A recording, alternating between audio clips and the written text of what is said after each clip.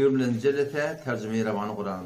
الحمد لله رب العالمين والصلاة والسلام على سيدنا سيد الأنبياء والمرسلين وعلى آله وصحبه أجمعين.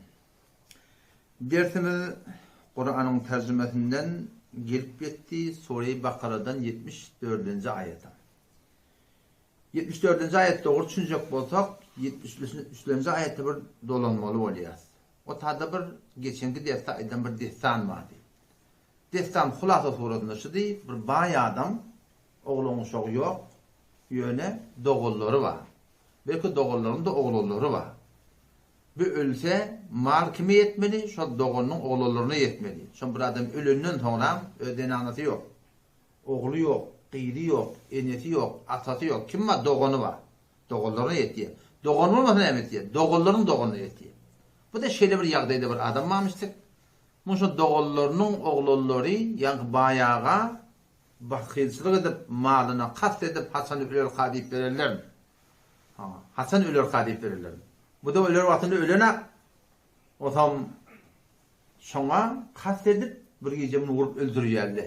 Ya bir günlüğü de vurup öldürüyorlar. Kim öldürdü? Kim öldürdü? Bilemde ahir Huday Teala'nın emrine Musa Aleyhisselam'ın vaktinde bulan vurulmalı da şey değil mi? Nihayeten evvel kıyıtkazı turatında o gitmeliler aytacak olsam şol adamın Allah Teala'nın emrine göre ya şu sığırdan şol adamın emmanı bir böyle vurma oldu ya şol adamın emmanı bir böyle vurma oldu şol adam dirilmeli oldu. O adam da Allah Teala'nın emrine dirildi. O ham kim öldürse falani öldürdü diye akanda keplağı yamışlar öldü. O zaman Rabbimiz Allah Tebarek ve Teala işte ne mi diye kedalike yuhyillahul mevta şufarım Allah Tebarek ve Teala ölür diye. Yani Allah'tan var bir hükmü var, iradesi var. İrade de ne buraya? Allah Tebarek ve Teala ölür diye. Şun iradesi şu adamın şuna otur değil mi? Şu sığırın bir bölümünden şu adama vurma oturlar. Ya şu adam bir bölük elde bir bölük vücudun o bölümünden vurma oturlar. Şufarım Allah Tebarek ve Teala diye şey değil mi? O ne mi diye? Kedalike yuhyillahul mevta şufarım Allah Tebarek ve Teala ölür diye. Ve yurikum ayatihi bendelerini önüne şalinlerini koyuyor diye. Nemeden çürüm. Leallekum taqilun. Şayet siz akleder yalak diyor. Şunun öğlerine Allah Tebarek ve Teala bir ölüp yatan değil ediptir da. Vakt geçip duruyor ölünne de. Şu konuda şoda nereden için akletmeden şimdi Allah Teala leallekum taqilun ve de gödünün önüne dilettik ha diye. Nereden için oylanmadan süreyim diye. Şu konu bir de şeyde bir insanla da şeyde oylanmaklık gerek öğrek dirilmeklige. Adamda sen şu an inerken xiyabandan bir otobandan barayan adamla olsa otoban o lokun otobandan barayan maşinle var. Bu kaptalı ayrı bir yol, öbür kaptalı ayrı bir yol. Her bir hayatın kaptalı yolunda bu kaptanın yumurtacı olan var. Öbür kaptanın yumurtacı olan var. Her hayatın kişi barayan adamlar dahi şey de biliyor mu? O da polis var diye. Şu barayan adamların hemmeti kontrol ediyor. Sürati, derece çıkarım, biymeti yardım ediyor. Ondan sonra ne var? Muayeneti yardım ediyor. Sonra marahim, kulağına köp fikirler şu adam vücuduna gidiyor. Hot kontrol ediyor. Ne mi kontrol ediyor? Anamma. İtikad var. Ne mi? Şey evde biri var, soracak. Şey evde biri var, muahize edecek. Şey evde biri var, cerime edecek. Şey evde biri var, papağını döneyin, burada diye diyamari. Yanının geçende de görmem ka, odadarım ka gayrıyım var. Tağaman geçtim o yamaçlardan, denli 4-5 on tağaman kalk gidiyor, biliyor musun? O zaman adam zaten eğer itikadi, imani, anami o dünya doğrulanda şu ölümden sonra dirilecek bir. Ölümden sonra dirilecek bir. Ebedi de bir yaşayış var. Tükünmek de yok. Şöyle kadar Allah Teala yüreğimizde oklata şunu adam hemme adamı kontrol ediyor. Hemme adamı kontrol ediyor. İyerini, içerini, geyerini, minerini, kanankin gecen kanankında, yaktalığında, yekelikte, cemde, doğutta, yarda hemme adamı kontrol ediyor. Neyme kontrol ediyor? Anam kontrol ediyor. Neyme anam ölümden sonra mı dirilecek? Şimdi bunun öğlerinde Huday Tebarek ve Teala bir tane ölüp yatan adam diriliptir. Bizim de şu an gözümünün önüne ne kadar ha ölür diriliptir. Şuna ananmaklığa ne mi gerek? Akıl gerek, oylanmak gerek. وَيَقُولُ الْاِنْسَانُ اِذَا مَا مِتُّ لَسَوْفَ اُخْرَجُ حَيَّا Kafir insan näme diýip aýtýar? Ay o dünýä gidip gelenmämi. O dünýä baryp gelenmämi kafirliň aýtýan gurunşy. Wa yaqulul insanu kafir insanyň aýtýan gurunşy ay idza ma mittu ayhel waqti kimin ölsem la sawfa ukhraju hayya nelekem yamaşadan meni öwret diriljekmi? Yamaşadan men görden çykaryljakmy diýip aýtýar. Allah da şoň ýadyna sal näme diýär? Awala yadhkurul insanu ayaş kafir insan ýadyna düşmeýärmi? Ýadyna salmaýarmy? Anna halaqnahu min qabl bize awwal Allah şon ýokdan bize Allah şon awwal yaratdyk we lem yakun şeý'a hiç tahtiydi diýär. O dünýä ananmakda Hudaý taala inçeme deliller goýupdyr. Bir näme öz wujudumyz. Ki biz awwal ýokdyk. Ýokdan bar etdiler. Şu adam biz bar diýär, hiç zadymyz özüniki diýär. Hiç da şu biz ýaşamalla. O ýaşajakdan galp gerek. Teňelimde de. Göz gerek, teňelimde de. Dil gerek, teňelimde de. Kan gerek, teňelimde de. Nefret gerek, teňelimde de. Peşew çykma, teňelimde de. Tedek çykma, teňelimde de. Dem almaly, teňelimde de. Hiç bir zadym teňelimde de. Elem jahannada şeýle, gün gerek, teňelimde de. Ay gerek, bilingelimde de. Yel gerek, kış gerek, tomut gerek, güýd gerek, ýar gerek. Oksijen gerek, hemme zat gerek. Hiç gaýta ödelimde de. Näme ödelimde? Allah Teala hedeynahu nerden? İki yol verdik diye. İmma şakira ve imma kafara ödelim ödeýän haýsy ýoly gitsen gide amal etdi bilýär. Odam şu kıyamata anamy yürekde öwrläp täzelep durmaly. Öwrläp şondan ýatlap durmaly. Ki biziň hakyky ýaşaýyşym nerede? Şo taýda. Odam Allah Teala näme diýär? La'allakum taqilun. Innakum fil yahudiýen gollerini onu öllüğini diýretdik. Takide oýlanşar ýalak. Aklı derýalak, akybatyňdan öllüň o dünýä, bu dünýä margalanjak diýip adam öldürdiňiz, nefsiňi çap gitdiňiz, ýa-ni öwde kıyamat ba, ebedi ýaşaýyş ba, o taýda jogap bermeliler diýip, siziň gözüňde onu ölpeten diýin ölün diýretdik. Emma sen näme? Summa qasad qulubukum min ba'di zalik, fahiya kal hijarati aw ashaddu qaswa. Summa ondan soňra, ona ilmi taýdan soňra sebadiýe diýýär da. Yani siz gelip oylanmadan meğer, düşünmeden meğeri görüp de adam ibrat almalı. Ne? Görüp ibrat almalı. Ibrat almadan meğeri siz ne ettiniz? Sonra ondan sonra qasad qulubukum yüreğiniz qatiydi diye. Hasandan sonra min ba'di zalika şunu şanin görüngüden sonra. Evet, gözümüzün önüne koyup diliyle koyup yine ölüp yatanan diye diye siz oylanmadan meğeri iman getirip de ona tövbe etmeden meğeri mesela ne ettiniz? Qasad qulubukum yüreklerin qatiydi min ba'di zalika şondan sonra. Näbeden sonra? Şunu şany gören sonra. O hem ýöňe näzire boldy. Fahiya kal hijarati aw ashaddu qaswa. Fahiya yüreklerin kal hijara daş ýanak boldy. Aw ashaddu qaswa daşan ýanak boldy. Yürek adamlaryň ýüregi var da şeýdem. Yürek adamlaryň täsir almaly. Yürek oýlanmaly. Allah Teala näme de imanly adamlara اَلَّذ۪ينَ آمَنُوا وَالَّذ۪ينَ آمَنُوا iman getiren adamlar اِذَا ذُكِرَ اللّٰهِ Allah yatlananna Allah şey divayet diye şeriat şey divayet diye dinin hukmu şey divayet diye nemet diye وَجِلَتْ قُلُوبُهُمْ yürekler korkuyor. Huda şey diyen moda onunla biz teyyar divayet diye. وَاِذَا تُلِيَتْ عَلَيْهِمْ آيَاتُهُ Kur'an'dan şeriattan sonra delil okuyulanna زَادَتْهُمْ اِيمَانًا imanlar verileniyor diye. وَعَلَى رَبِّهِمْ يَتَوَكَّلُونَ Khas Rablarından yana tevekkül etdiler. Yürek ne olmalı? Müteessir olmalı. Yürek oylanmalı, yürek tesir almalı. Ama bilen yürekler ne yapmalıdır? Tümma qasad qulubukum yürekler qarıyıp qatalpa, eyni daş yalak, daştan da qatarak boldy diye. Sonra Hudaý Taala ştada näsine daş aýdypdyr. Bir daş var diýipdir, şondan külden çeşme bolup suw çogýar diýip. Bir daş var diýipdir ki yankı yarlıya içinden tuğak geliptir. Burada aşvadiptir Allah'dan korkup diptir, defeden etek kaçya diptir. Yani o da dağışta tesir alıyor, dağışta düşünme. Şu an şimide de düşünme, şu mikrofonu da düşünme. Ehlin cihanı hem medat Hudaý Teala'nın tesbihine etti. Kur'an'da geliyor, ne yapalım geliyor? Ayet-i yadımızda Tusebbihu lehu seb'u semavat yedgat asman arzı hernema hem medat Allah'ın tesbihine etti. Zikret yerleşme Hudaý Teala diyor. Ne yapın? وَلَكِنْ لَا تَفْقَهُونَ تَسْبِيحَهُمْ Siz şunun zikretmekten düşünmeyesiniz diye de.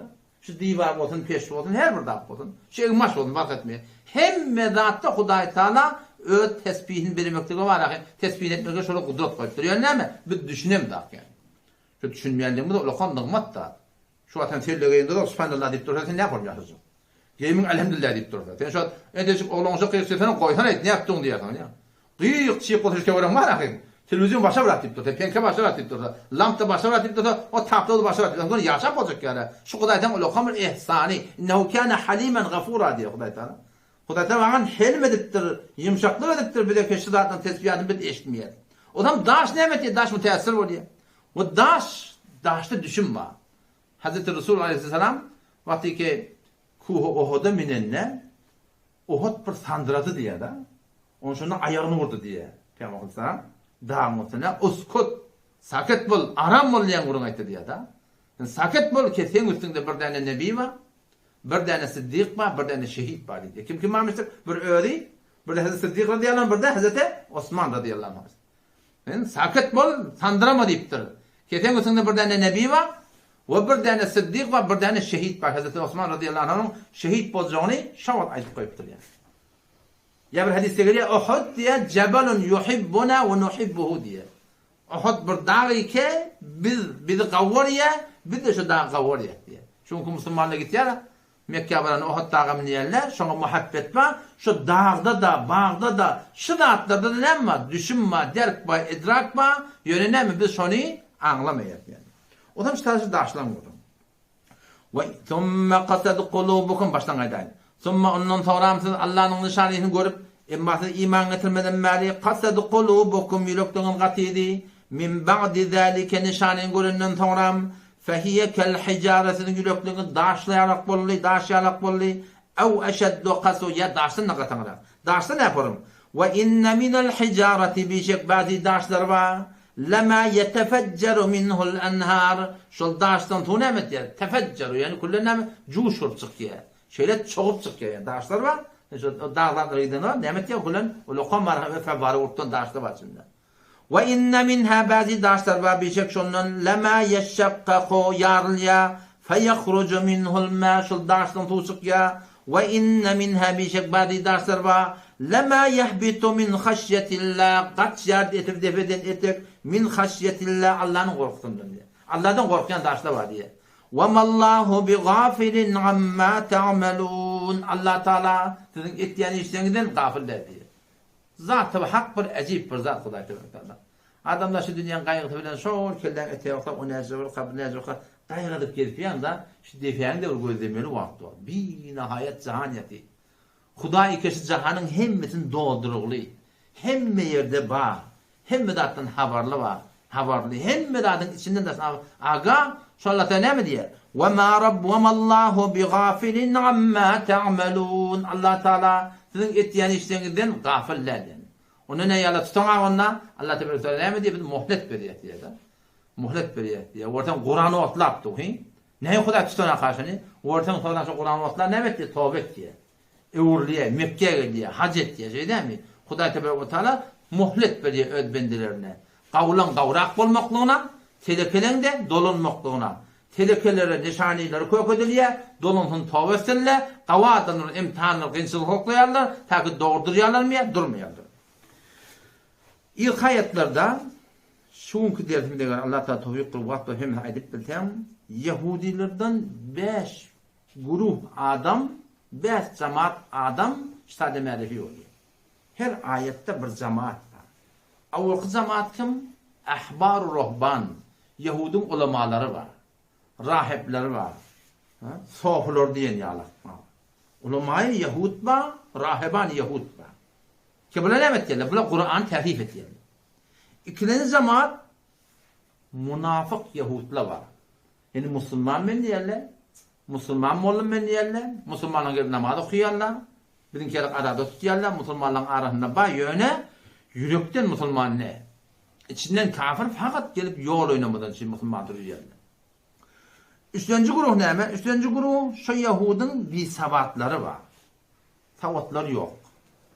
Ulema de adamlar şu ulemalar şuları köple bilen bolurma grubunu ağlattırlar. Bir savatları Yahud'un. Dördüncü cemaat ne mi? Ulema-i muharrefe Tevrat var. Burada da hakkı Tevrat'ı yaranına bolurlarına şu illerini ücret yerlerine, tehrif et yerlerine.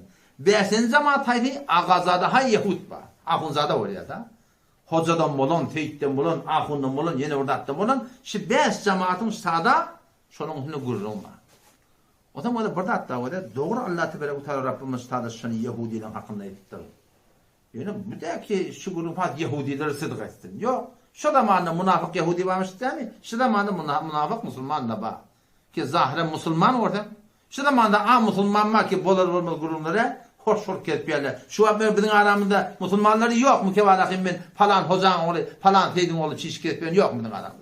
Ben anlayayım hocadır diye da. Ben anlayayım falandır diye değil mi? Şu aramızda yok mu ya yok mu? Var mı ya yok mu? Ya bizim aramızda aya ulemalar ki Kur'an tehrif ettirirler. Kur'an lafzi ki tehrif etip olmuyor. İnna nahnu nazzalna zikra Allah bil Kur'an'ı ödüm indirdik. Şimdi elfazı yükledip olmuyor. Ama Kur'an tahrifi meneviyet yerler. Bamiye yok mu? Kur'an'ın manası Peygamberimizden sahabeden bir manavına geliptir. Şunu ütçetiyen bamiye yok mu? Eynen şunu adamla şu zamanında var. Bu hadise geliyor da Peygamber Aleyhisselam ne mi diye? Ki letettebi'unne sunenellezine min kablikum. Siz ey ümmeti Muhammed men avval geçen ümmetlerin inesi de tişörtünüz diye da. Hatta ne yaparım diye karşı bakar. Gir. Şeyle bir siz geçen kim milletin ilanı tişörtünüz diye. Ki eğer şöyle bir geçemenin susmarın deşvine girecek de o da siz de adı deden onun inesi çok diye. Onun için sahabelerin bir yer sorular menzurun ki Yahudi Nesara mı? Onda kim deyip diye başa kim madiktir da biliyor. Şu ümmette Peygamber Aleyhisselam bolcama ediptir. Ki şu ümmette Yahudilerin ilinetçen, Mesihlerin ilinetçen köpten köp olacak. Şolar da bir de aydıptırlar ki bir de havardar olaylı, şoları şamil bolamaydı. Avvalki zamanatın kudum. Avvalki zamanat haydım olaylı, ulamalar olaylı. Rahipleri ki bilip durup Kur'an, yani Tevrat'ı ya lafzi tehrif ettilerler, lafzini ütgettilerler. Ya lafzı ducayla manasını ütgettilerler, başka mana böyle. Allah da şey diyor o da. أفتتمعون أن يؤمنوا لكم وقد كان فريق منهم يسمعون كلام الله ثم يحرفونه من بعد ما أقلوه وهم يعلمون أفتتمعون آيات تماكين مليارتهم han tamavoliyanın nemeden ay yu'minu lekum kişi Yahudiler iman getirdiler Yahudi ulemaları dolanardı umidiniz var mı biliyor diyen zaten he alımı vadi ihtiyarında dolanarım hadi ihtiyarında afetetme'un ayetinde umid var oliyanın temakin muliyatın ulema Yahud'dan ay yu'minu lekum kişi mu'min muzillatı anantıllah ve kad kana fariqun minhum halin keşol Yahudun ulemalarının bir cemaati yesma'una kelam Allah Allah'ın kelamını işleyenler sonra ondan sonra Tevrat'ı işitip dururlar. Tevrat'ın hakkını bilip dururlar. Ondan sonra sonra yuharrifuna ondan sonra tahrif ettilerler diye. Ya lafzını ütgettilerler ya manasını ütgettilerler. Sonra yuharrifuna ondan sonra tahrif ettilerler min ba'di ma aqaluhu hakkıyla oylanandan sonra düşünenden sonra ve hum ya'lemun öldürde bilen de şeyde bilen doğru derler diye. Şayet bir gümenine tegelamınla şayet buradan doğru tavsiye edecek oluyamazsın. Zamanına öyle fetva verecek oluyamazsın. Yok da ne mi diye? وَهُمْ يَعْلَمُونَ Bilyenle şehitmirlerler diye. Hazreti Abdullah bin Salam radıyallahu anh hakkında destan geliyor da Hazreti Abdullah bin Salam radıyallahu anh Salam'ın oğlu Abdullah dedesi alimi Yahudi. Şolun fukahalarından, müfessirlerinden dedesi. Şu bir anır vasiyeten şu zaman olağan takdir ediyor. Dedesi dünyadan gidiptir. Oğlunu da son yerine oturan Yahud'un alimi oluyor. Otomatik Peygamber Aleyhisselam Medine gelinne şu anından düyemelik gediye ki Peygamber Aleyhisselam için yüzünü üzerine bir alacak adamın yüzünü dediktir da. Alacak adamın yüzünü dediktir. Onu şunu görüp Peygamber Aleyhisselam'ın aydan kebirine kulak atıp iman ettiriyor. Onu ya Resulullah diye men öz kavmini tanıyan kavmda bir tavlıklar var. Tayfada bir hıslatlar var. Tayfada bir kılkatiyetler var. Şu Türkmen'de de şeyle de her tayfanın bir kılkatiyeti oluyor. Her tayfada bir oy oluyor. O da öz kavmini tanıyan. Ya Resulullah diye men öz kavmini tanıyan şurada katı yani var ahim Hudaydan korkmayla diptir. Din diyaneti öyle kadar. Nefslerine uğrayan ya Resulullah işte hissede üyenakta diptir. Ne mi değil? Onda diptir. Teşler çağır diptir. Teşler çağır diptir. O zaman menden sonra diptir. Abdullah bin Salam ne acıdan? O zaman beni perden ağına gelin diptir. O men aydarla diptir. O zaman men şuna çıkayın diptir. Onun bu da teşler nemet ediptir. Kökecek bu diye kavminin şeraratı var adamı diye. Şerurluğunu. Ne kadar adamla var? Şeraratı var. Nefsini üyüptür. Aslen kabul etmek yardımda yok. Değil mi? Bir irinden beydiydi, o beydiydi, bu şey hemmeti gurrun. Bir tat İsmail Halim'in var ha. Yani onçolla. Bir Hudayım beni alıp geldi. Men awwal şol alıp gelen adam bilen başka birinin arasında qızavat etipdim. Qızavat edinde ben qadi daqla onqiniştim, haqqı o tarafa verdim da. Bu tarafşında menden ökül aqaldı. Soran kulu idi öküleme var da. Gurrun tapdı, narahat idini keplepdi, gurrun fadiya beydit diye, şeydit diye, aytmadı kefan ayt diye, dimettin diye. Men habarım var bolup yaşından. Kullun üdüllü. Yoxam awal qatnaşan adam. Otursan adam. Dinan oğlum soklar atmasan adama. Bir yille, 2 yille, 3 yille falan çil gelen adama. Buradan ne hafız sen yolsun üdülüye gider ya diye da. Üdülüyenine sadır gurrun mu? O da bunu İsmail Han alıp geldi otamış. Ta da hücrede böyle anlattım. Alıp geldi otam ne mi dedim? Ona doğsan alıp geldim yarıştırmağın dedim. Şeylem hava, beni bolan gurrun havarım var, beni falancan dedim. Ben bir işe dedim. Ne mi bolum moza, ne mi gurrun bottan, ayağı önemli bir gurrun, ben yanlışlıktan yayından sonra hem benim geçeydi, geç dursun ne dedim, önkünü olay dedim. Dımdırt oti, keplerine. O ben bir daha dedim. Sen benden yülen neydi anziyem moza, haydi bir yerde olsa sen bana ait, ben sana bağışlı deyip ayda dedim. Sen aytmana dedim, ben niye öyle anzıdıktım? Sen şurada hak ödün bilmem diyem, ben keplecek yazsın. Toran bir dedim, o dedim, kari sen daha ver dedim. Gadi sen dedim, sen kestir dağını. Sen ne mi dedim, şu dedim. Ama Allah'ın seni yanlış yan dedim, ben kefim de yok, gurrun da yok, ben dedim, teslim dedim. Sen ne mi dedim, şu dedim. Hop sen ne mi dedim dedim. Geçsin, ben ne mi dedim, ama ben ayt şu at dedim da. Ben sana bağışla diye başlayacak dedim. Gadi de nereye kemşi dedim. Ne mi dedim, şu dedim. Oğlum yine kepli ben atayım. Oğlum İsmail Kadiyak'ta diyem, keple daha diye. Yana iki adım diye. Yolda geliyor, kendi adaydı mı? Aman Allah'ın beyt diye, aman Allah'ın şey diye, aman Allah'ın şey diye. Oğlum ne mi diyem dedim. Oğlum şöyle otayım. Oğlum yuvaşacıktan bir dedi, devlet deva dedi oğlum. Ben o devlet deva deyip senin ne dedim, hekay diyen kep bana akım ol. Kur'an portaltı devletin muzurdu itta. Şunu iştirttir o, sen ne devletin adamısı mı kadip, güven ettiyen bana dedim. Ben hep aytmalı kim ki öyle aytacak dedim ama. İşte hakkında ben şey deyip ayttım yavaşan şeyler. Şu devlet diyen cemaate şu kıl yağlaklardım ben devletten çirin bolayam moza, devlet kat veriyem moza, ben dedim şu aytmalı kim aytım şeyler olsun dedim. Ne mi diyen dedim. Dımdırt otuyor tam. Keplerine. On bırakıp dedi, sen şu ahulun gıdasatını dövmeli ayttım dedim. Ben şu hatta şey diyen dedim. Şu ahulları ki bedigat edip milletin ahını yok yalana atkıdan durlar, şular milletin ahını ulluk ev olup durlar, şular gıdasatı bayat dövülmeli ben dedim ki milletin rahat ketip dedim. On kadiye bakıp sen ne mi diyen dedim, onu öldürmüyorlar diye. Ben kadiyem de bedik dedim, bana yanacak dedim.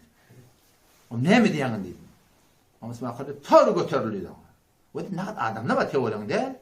Bu de ki ama Allah'ın telekade, men yanlışlık yok diye, ben peygamber de. Biz mesum de hiç kadiyemiz. Yöne şu ne kadar adamlar var, teorinden git yerle, Allah bilen kasam, sen düşündürüp bulanak, sen her ne mi değilsin ha, boyun almaya kazan. Sen şu bir tane ahun tapşı ahunların içinde, şu kefi ki men size aytyan, şunu size aytyan bana şu ahuna var, millet bir vakitte menle yanlış vardınız, siz bana aydan ha. Bana bir şeyle bırakın. Bana bir şeyle bırakın.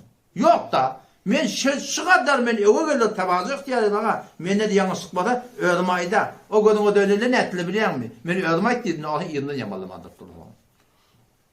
Ama doktorun biriydi, ne diyeceğim mi dedin diye. Ama Allah'ın, men ödüm ayda dedi, yerinden ayda dedi ki.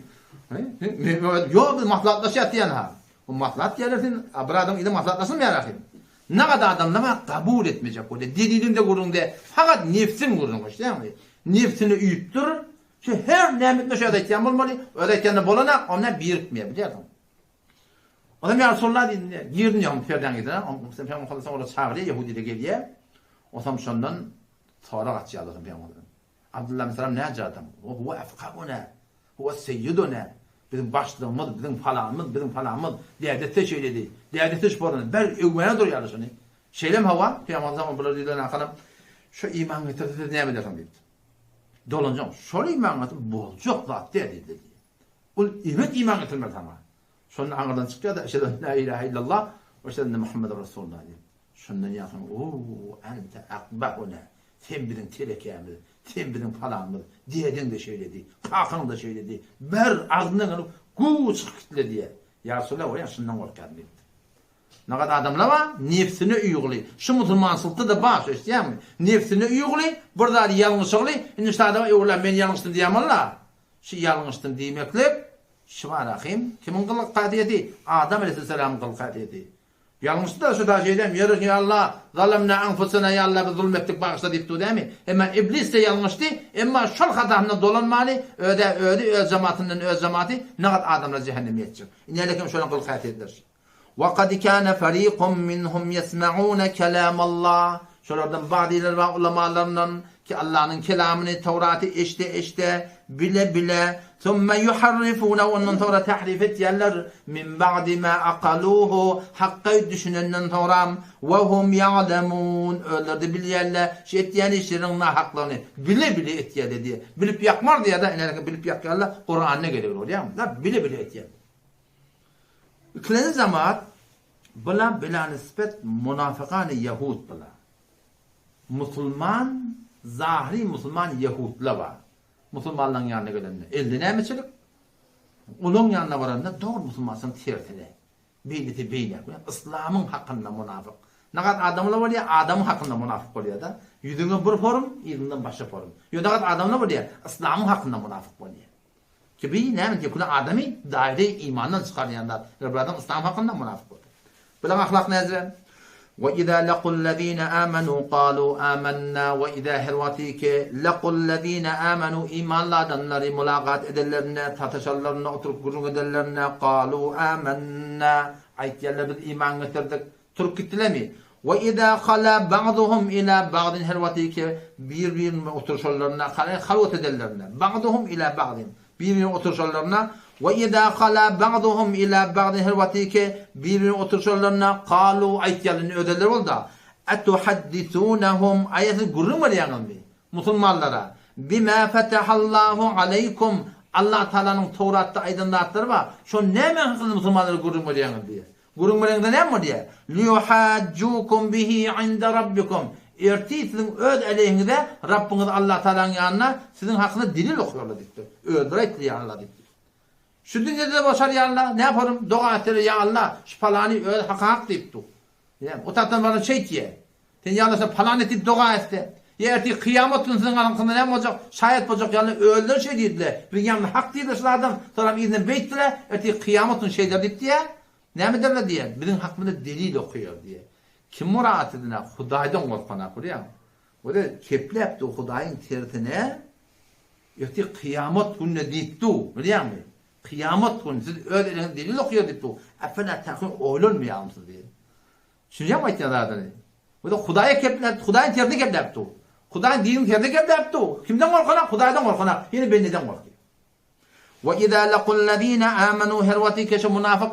Yani Yahudiler, adı Müslüman Yahudiler, imanlı adamlar birbirine mülakat ederlerine قَالُوا آمَنَّا ayetlerler iman getirdik. Fakat helal erkeklerden de mukadime. Helallerden de bağımsızdır.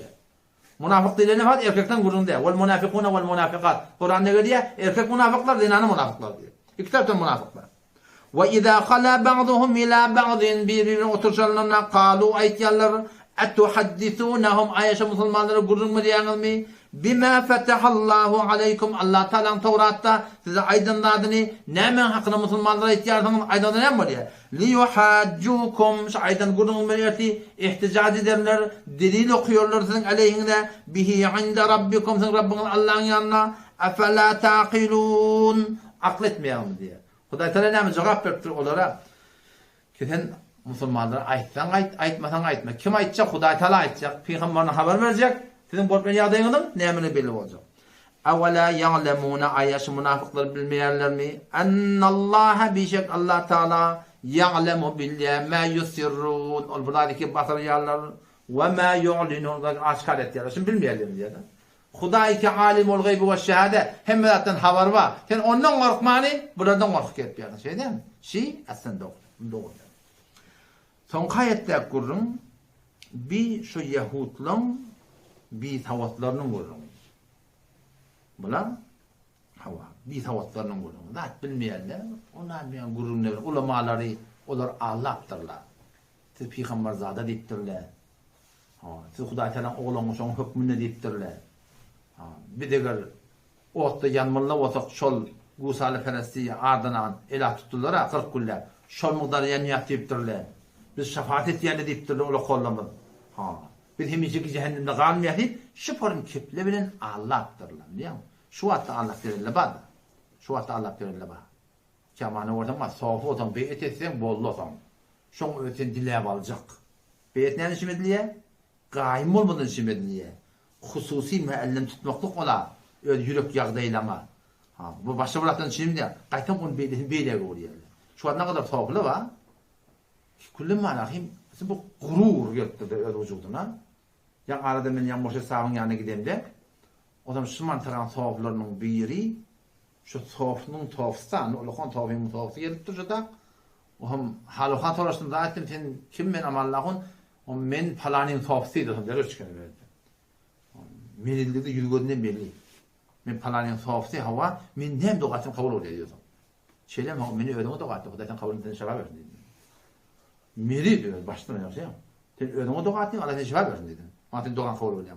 Bu tekebbür bar bilýärmi? Ýürekde öldürüň ulluk bar. Alyp barýan ýoluň dogry ýol bolsa, hiç wagtda önüne rady bolmarsan. Yüreğimde şu korku bolar, men munafıkım kayya, munafık däme ka. Allah meni radym kayya, nardam ka. Allah'ın men makbul mu kayya, merdut mu ka. Eger dogry musulmançylyk wujudunda bolsa, hetmin şeýle bolar. Ýoksa näme bolar? Näme kim? Yahudiler bolar. Ve minhum ba'diler başo Yahudilerden ummi bi thawat la ya'lamunal kitab kitap bilina. Haşi iştenler var. İlla amaniye meger amaniye hiyalat edulugin. Bir hud hiyallar var. Hoca bir, teyit bir, falan bir, dilevalarla falan bir diye şuna meğleş öldürünler var.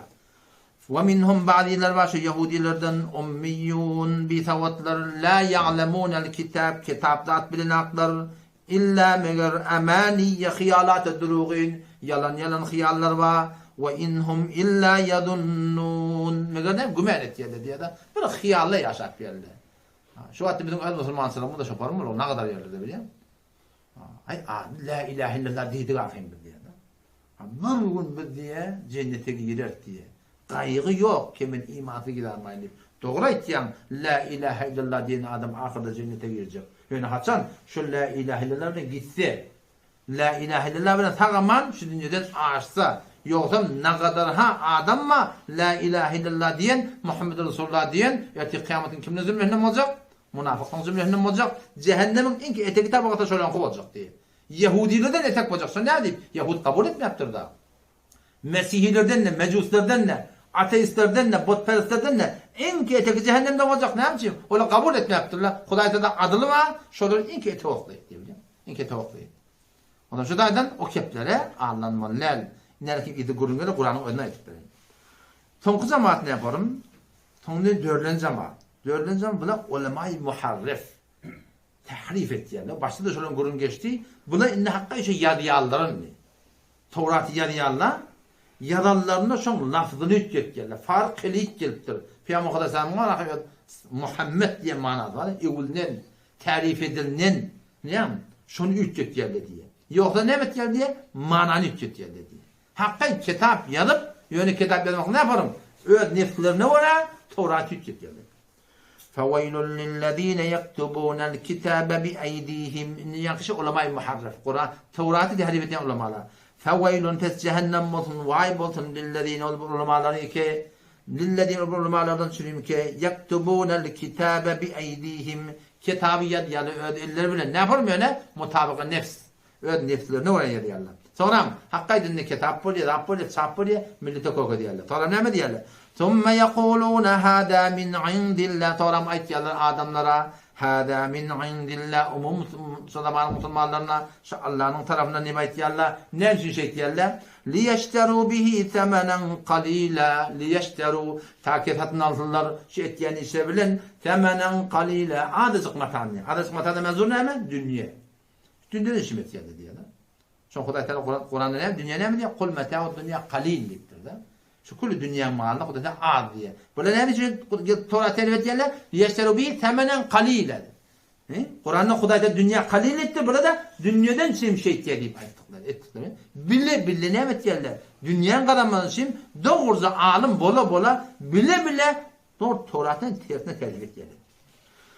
Allah Teala şöyle ayet ya. Feveylul lehum mimma ketebet eydihim vay bolsun şolara mimma ketebet eydihim onun ellerine yeriyen dağıtları ve veylul lehum vay bolsun cehennem bolsun şolara mimma yaksibun ol qadan yan dağıtlarına ki dünya malının çocuk nimet geldi Tevrat'ı tahrif ettiler.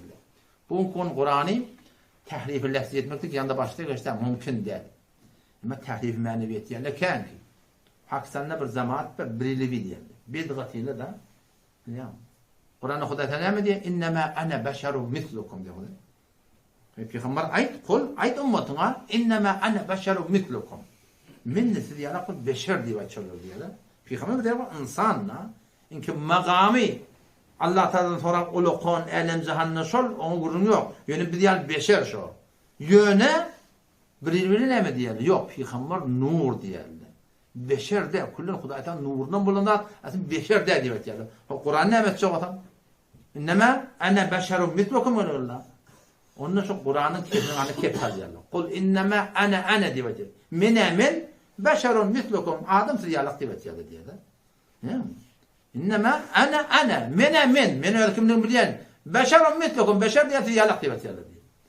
Ya Pakistan şu cemaat var diye ahullarda var diyor. O namaz okuyayım yalla diye. Ne için namaz okuyayım? Huda Teala la takrabus salat diptir. Namaz okuyayım da Kur'an'da var diyor. La takrabus salat namaz okuyayım diptir Huda Teala. O idva ve entum sukara mesful yağdığında namaz okuyayım. Onu okuyayım yalla, onu okuyayım yalla, izin okuyayım yalla. O zaman ben şunu koyarlar amada da vebtegu ileyhil vesile diptir diyorlar. O zaman şu el vesilen elif lamı falan mı diyor. Bu beyleti oluyor. Tündür para fiiller evliler çağırmalı diyorlar. Diyelim değil mi? Şuna tahrif-i manevi Kur'an diyorlar. Bir tane tefsirden eğer el-vesileni evliyalar çağırıp manaatte hiç yerde yok aslında.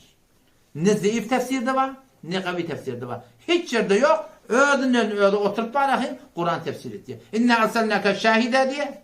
Hudayta Peygamber'den şahidi diyorduk. Şahitlik kime değil ya? Şu gödep duran adama diye da. O Peygamber şahitten onunla. Peygamber hem yerde hazır nazır onu diyor. Kimden tefsir etti? Öz cüzünden tefsir etti. Şuna diye tahrife manevi Kur'an. Bu da vallahi ulemaların ki şu ummatta da gıynan takta şeyle birdatlar bayan. 5. cemaat kim? Bula ağazadalar bula. Ahunzadaları var. Seyidzadaları var. Bunları şu ulemalar çişiriptirler. Yani biz orada yana atak çok 40 gün yanıyız. Biz hoca, biz seyit, biz peygamberzada, biz şüphorum ahirimiz cennet, Hudaytan olağuşan mendeletine falan milleti çişiriptirler. Ve kalu ayttılar yani ağazadaları lan temessenen naru her gibi de ot yokoşmaya, ot bize diyecek değil. İlla ayyamen ma'dude. Meğer belligun neymiş al? 40 günün olur. Allah Teala diyor. Kul ayet şolara attakhatum diye ayetler. Attakhatum indallahi ahda. Ayet-i Huday Teala'nın ahdini var diyor. Huday'dan söz Allah'ın mı diye. Huday'dan sözü ne mi? La ilahe illallah. İlla men ittakada inde'r-Rahman ahda diyor. Her kim Huday Teala'nın ahdi olsa ahd ne mi? La ilahe illallah. Muhammed Resulullah göre. Bizim ummatımız. Hazreti İbn Abbas radıyallahu anh ne diye? Dedi ki şüphorum malahim, ödünüz malahim, cenneti dikkat verdiniz. Ayet la ilahe illallah dediniz mi? Ve amentum, aman iman getirdiniz mi? Ve eta'tum, ayet Huday Teala'nın bolluğun mu ki? Siz şun şüphorum diye kayıtsız olup yanınız. Böyle bir rak yok, hanik olur. Ve kalu ayetler lan temessenen naru her gibi de ot demeye illa ayyamen ma'dude meğer belli sağlığın. Kul ayet şolara attakaztum indallahi ahda. Ayet Allah'ın yanında bir söz aldınız mı? فَلَنْ يُخْلِفَ اللّٰهُ عَهْدَهُ Allah Teala herkes vaadetinden, ahdinden hilaf etmeye. Sözümüz varsa gelin orta. اَمْ تَقُولُونَ عَلَى اللّٰهِ مَا لَا تَعْلَمُونَ Yasız ayet yaratımı Allah Teala'ya bilmeyen adam. Yani Huday yalan mı ağlayan diyor orada. Sözümüz var mı? Peymanımız var mı getirin ya Huday'a yalan mı ağlayan diyor. O zaman şu tarzda o da yankı 5. cemaat oldu. İrinnek kurduğun 2 tane ayet çıkıcı dertimizden kaldı. Bir kanun inmişi. Sen hoca ol, teyit bol, Türk bol, Kürt bol, Beluç bol, Arap bol, Peygamberzade bol, böyle Kenan Peygamberzade derdi mi? Böyle Lut Peygamber'in heleyi derdi mi? Lut Peygamber'in heleyi vardı. Nuh Peygamber'in heleyi kafir geçmedi mi? Şöyle yaşayan adam söyle değil mi? Her kim ola kanun şey. Her kim şunu oraya Huday Teala'na kabul, her kim şunu oraya Huday Teala'na kabul der. 2 tane ayet. Kanun şaha. Kanun ilahi. Şu ütkemiye, kim ütkemel, biz ütkemel. بلى من كسب سيئة وأحاطت به خطيئته فأولئك أصحاب النار هم فيها خالدون. بلى هو من كسب السيئة هركم من كسب قدنفا سيئة دي بقنان دي هاي تقول الشرك دي هركم شركة تاخد اعتباره وتعالى وحاطت به خطيئته شو قناه تاقي شو نامت الدولة يعني إيمان ذي دي معناه شركة تبتر مشرك تبتر كفر تبتر كافر تبتر وطب يذنام مليان فأولئك أصحاب النار تسولر جهنم أهل النموذج هم فيها خالدون هم يجي جهنم الوجه هركم مطن من كسب دي تقضى تعالى هركم كسب السيئة شركة تقضى تعالى كفر تقضى تعالى إيمان ذي فأولئك أصحاب النار جهنم وجه تبتو وبالقانون نامه والذين آمنوا وعملوا الصالحات أولادهم من الأولدنان لك إيمان قوي اعتقادي للقبيل الله تعالى حاضر ناظر بالله الله دمشان حاضر ناظر بالله خدايا ايتيان إيمان تبتل والذين آمنوا ولنركتنا لك إيمان تبتل طرمنا وعملوا الصالحات عمل الصالح تبتل أولئك أصحاب الجنة شر أهل الجنة بوجقلر هم فيها خالدون هم يشكي جنة توجقلر برقانونش her kim imanlı ise her bir cemaatten mulan ebedi cehennem olacak. Her kim imanlı ise iman kaptanında mı ameli salih var. Kur'an'ın umumi suretinde her bir imanın kurulma amalında kurulma. Bu Türk mülümü ne diye yürek doğruluk diye. İllellezine amenu yürek doğruluk şey. Kuda tedine ve amilus salihat amel etmelidir. Yani yürek doğruluğuna bilen itikadın doğru bir Hudayı biliyorsun. Tevhidimiz var falan var. Tevhidin bota var. Amel gerekiyor. Amel salih bolmandan sonra lokman halal bolmandan sonra ama sen müm bilen tevhidin muradın sen amalın kabul olmuyor. Aslında şu tevhid diyelim bir Hudayı takılmadı ki bak. Tevhid diyenleri bir Hudayı öyle bolmaklık la ilahe illallah Muhammed Resulullah dinler mi? Dige benim ihtiyar yok. İlahım Allah deyip de şey değil mi? Şu ilahe vahide öyle bolmaklık. Allah ma'alusi rahmetullahi aleyh işte da bir latif noktaydıktır. Allah ma'alusi rahmetullahi hakkında bazen ne görüyor? Akmadan Kur'an bu tavsiye ediyor. Şunun hakkı yere uğrayandır biliyor musun? Tefsir kabulle falan. Kim aydıptır ama parça nevrettir. Allah'ın zat Kevseri şolaydıptır da. Aman oğlu üccet deyiptir, bardadet deyiptir. Başka yüzlerce ulemalı evvet yıllar. Biliyor musun? Yüzlerce ulemalı evvet yıl Allah ma'alusi rahmetullahi aleyh. Ne biçim böyle kendi yok konak biliyor musun? Şu Hudaydan dilemeli, kabirden dilemeli, ölürden dilemeli deyiptir de. Burada da şunu ayettim var, ahim laf var, ahim immanı o atmasan ya. Şunu için reddet yerler. Bir Allah ma'alusi fakat o aydan kefte ki ama madem aydıptır bu Huday'a sığınmalı değil. Reddül Muhtar'da geliptir. Hindiye'de geliptir. Burhan Muhit'te geliptir. La yenbeği li ahadin eyyedun vallahi illa. Dine Huday'a sığınmalı deyiptir madem. O aydan kefte şuna cor. Tene onun bekliyor. Mi ulema diyorlar kabul ettiler ya. Ulema diyorlar kabul ettiler. Ulema diyorlar Allah ma'alusen kabul ettiler. Ulukon muhakkak. Hatta Allama Mufti Mehmet Şebi Osmani rahmetullahi aleyh de serahaten şun tefsirinden getiriyor. Bu Huday'a sığınmaklıkta biliyor musun? Bu Huday'a sığınmaklıkta. O zaman Allah ma'alusen rahmetullahi aleyh istadar mi diyor? Allah Teala kanun ettiriyor da. Men kesebe seyye ve hatat bihi khati'etu. Her kim şirk edip de var imansız istediyen kurum فأولئك شن إذا فاعل تفريعية دي شن إيد يعني جهنم ما تبغى تعالى إما بتهذا والذين آمنوا وعملوا الصالحات إيمان الأمر الصالحات فأولئك أصحاب الجنة دي مكتوب أولئك اللي بتدي قضاء تعالى دي هذا نعم فاخوا دي أن النقطة شدية إيمان يترب أمر الصالح دي مولن الله رحمة بول متجنة تيجي بول مين إما شرك بلن كفر بلن استنجد الله تعالى رحمة سلمان هتين جهنمية تيجي şimdi bilemezsin lazım. Kufr bilen, şirk bilen gittin ya cehennem. Kuday'ın kanunu var da. Kuday'ın kanunu hilaf etmeye ebedi cehennem şu. Ama iman ameli salih bola da yine Huday Teala'nın rahmeti bolmasa cenneti bolmuyor yani. Şurada hadiste de geliyor Peygamber Aleyhisselam ne diyor? La yunecci ahadakum hiçbirinizi cennete amalına salmar deyiptir. Ya Resulullah sen de onu beni şeyle deyip diyor.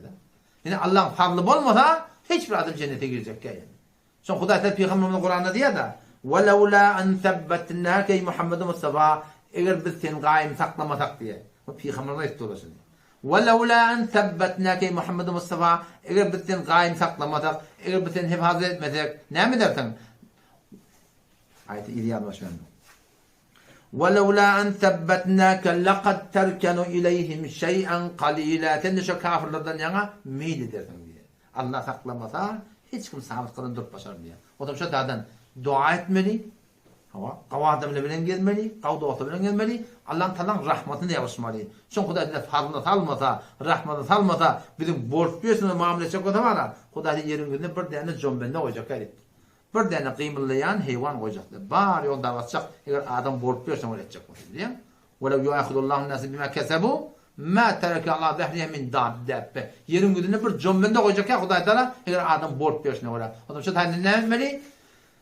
Ve sözüm ayet çok ödeyin. Taat edip korkmalı. Ne? Taat edip korkmalı.